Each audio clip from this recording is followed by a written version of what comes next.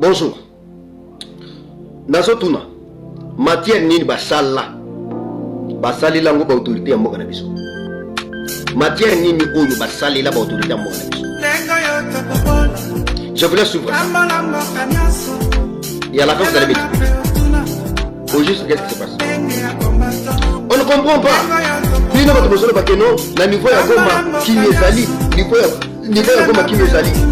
Regardez le gomatrasi. Moi no ba mimi.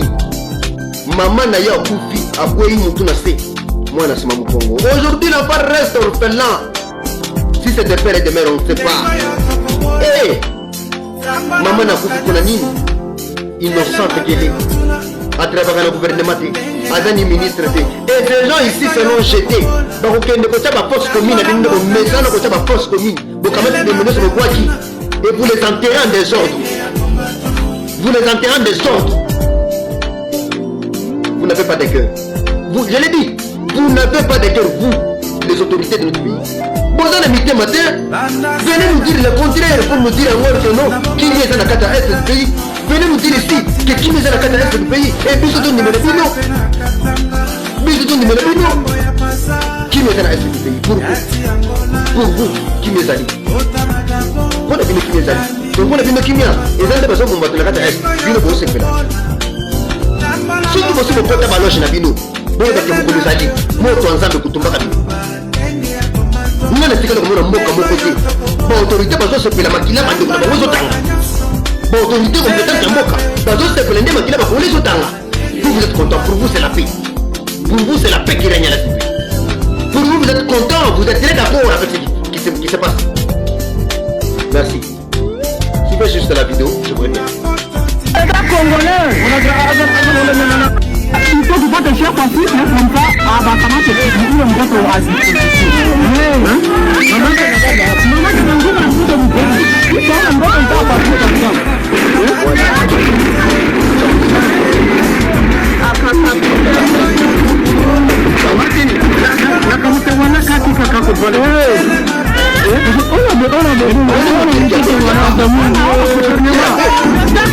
L'État congolais, il n'y a pas de gestion. L'État congolais. On a maman, c'est là où l'État congolais va nous aider à comment? À comment ça ne va pas vraiment, ça ne va pas ici à comment? Va nous aider.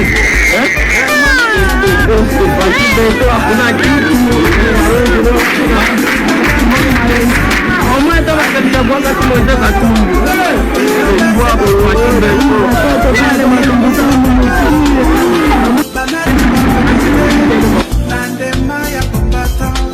Merci beaucoup. Je pense que pour la vidéo, vous avez vu l'image. Tout le monde, vous avez vu l'image. Ce qu'on a vu nous. Quand on a sorti de ce bruit, ma belle n'a pas vu. Tozo linga kinyeza là.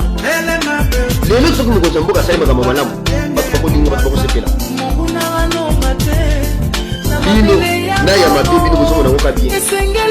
Na kufa ya batu. Bino ba communicateur bo sepela nango. Bande on a des cœurs avec vous.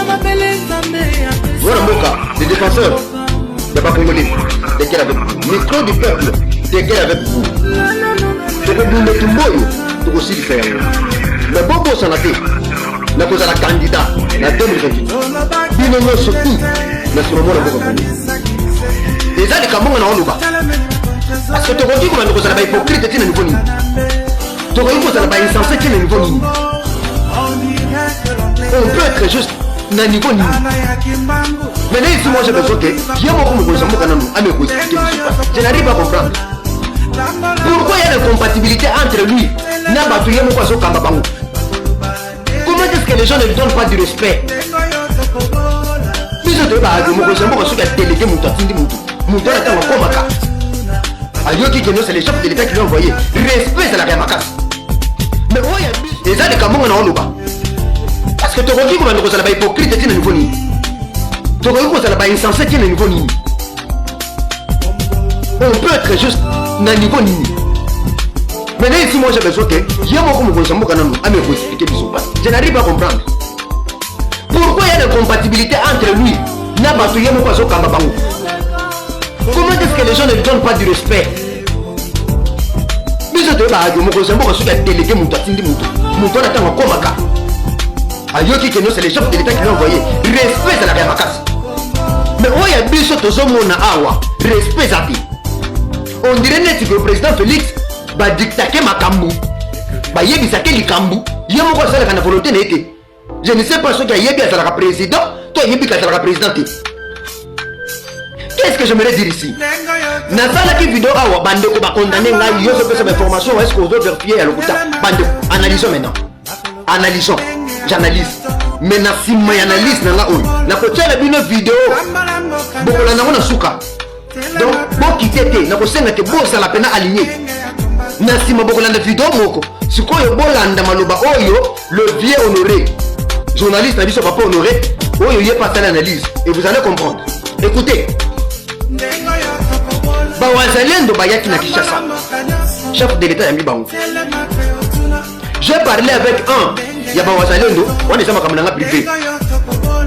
Bon pour le matin boyo. Bawazalendo baye bisi chef de l'État. Au moins nisoko ningi kimekota. Tala mutoyi longola na boko tala. Tala mutoyi longola mutoyi.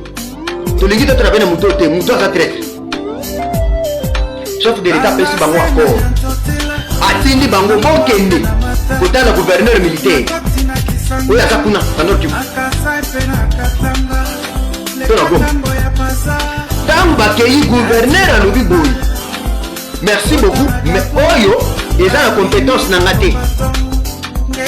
Bokende koluka, chargé des opérations. Chargé des opérations wana oya za général Fall. Général Fall, Moutoza chargé à communication. Et plutôt, il y a opération. Banda Bawazalendo bakenda. Ba mususu batika ina front. Bazoze la signal. Tokende te. Bandeko. Moi ça me fait maintenant mal. Je me pose la question. Je dois dire la vérité. Je me pose la question. Si réellement. Hein? On dirait que tu n'as pas vu le chef de l'État sur la raté. Ah, il y a eu un cambo, toi, il y a bien voté. Toi, il y a bien sur l'Assemblée. Banda Bakeyi Koluka général Fall. Faut colonel Fall. Chargé des opérations.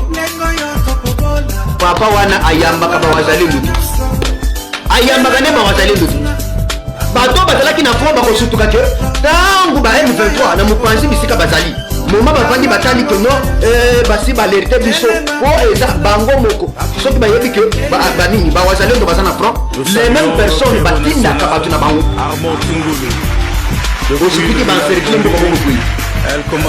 Jusqu'à présent, l'ordre donné par les chefs de l'État, général Fall, ce colonel Fall a exécuté un Mouti. Mais Bisson ne s'autoyebi. Moutoyo a sali que général Fall a nommé Christian Tour. Les chefs d'état-major, Christian Tour. Et Bisson ne s'autoyebi que Christian Tour a zanai. Aza membre yanani. Azana kia politi yanani. Christian Tour collabore. Bon, il me semble, je viens parler, je suis clair. Bon, tu n'es pas toi, envoyez-moi des agents d'année. Je suis clair quand je parle. Parce qu'on ne peut pas vivre comme ça. On ne peut jamais vivre dans un pays comme ça. On ne peut jamais gérer un pays comme ça. Pourquoi? Les gens qui méritent d'être pendus, Christian Chououi, Banini, Jean-Pierre Mbemba, Banini, Peter Kazak, Banani, Général Fall. Il mérite la pendaison. Bato mérite qu'on a la pendue. Comment est-ce que colonel Nenfan, sauf général Fall, a bloqué tout le loup? Bayami Bawazalendo. Bawazalendo baso bunda ba munitions ezate. Baso bunda na bakalash. Mais ba arme lourd ezate. Mais tout le monde qui est en champion de maso met ba arme lourd. Là na yebi sakabino. Moi je le dis, je le confirme. Jean-Pierre même a préparé l'eau. Jean-Pierre même a préparé l'eau. Bondi makambo na obate. Bondi maté était né bien. Bon c'est là après sortir au gouvernement. Kobi mo gouvernement ndeko ko yoka. Kobi mo gouvernement provincial, na gouvernement national. Bon c'est là. Et ça na bande ko moko bazo bima moko. Chaque jour ba congolais na biso bima ka kota bakendaka. To yebi yango. Ba biso ba mela na nzela Zambi. bamusu na zela Tanzanie côté bakendaka toyebi yango te bande. Maintenant imaginez-vous qui est Général Fall, parce que Général Fall a dû vivre sous ordre, il y a Christian Tchouou. Sous ordre, il y a Christian Tchouou. Christian Tchouou a dit sous ordre, il y a Jean-Pierre Mbemba. Bande, Bayaka Bayebisa Kabiso, Jean-Pierre Mbemba et Christian Tchouou, Bayoka Nakate, oui, Toyebi Kezala Bongo. Mais pour le moment, je vous dis que c'est faux à Chifo. Christian Tchouou n'a Jean-Pierre Mbemba, Bazo Yokana, Bazo Solula.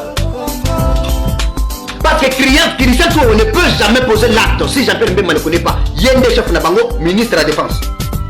Bon, moi, on a en général, Nani, Christian Tchouou Alobaka bien, Moutazo Kambabiso, Tozana ministère intérieur, na ministère de la Défense, na chef de l'État.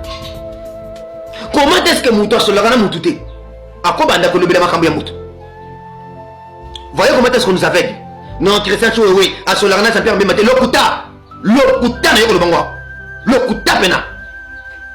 Maintenant, imaginez-vous, Natura Jean-Pierre Mbemba ne peut jamais poser l'acte sans que le ministère intérieur Eyeba, chef de l'État Eyeba plutôt. Est-ce que, n'est-ce pas, nuance moko zate? Vous n'analysez pas pour comprendre que ici au moment où nous sommes en train de parler, il y a une préparation qui est en train de se préparer. Oh Yamabe, Nakata Mboka Nabiso. Ce qu'on a une analyse na yebisi batu. Il y a un coup d'état qui se prépare, je vous dis. Je m'assume. Je vous dis, partagez massivement cette vidéo. Je m'assume dans tout ce que je dis. Préparation, mon kozali. Il y a ma casse. Bon, c'est là. Après sortir au gouvernement, Bilo kozali. Nazoya, je n'ai pas encore fini. Je vous demande de vous abonner. Nazo, tu as la vidéo, il y a honoré.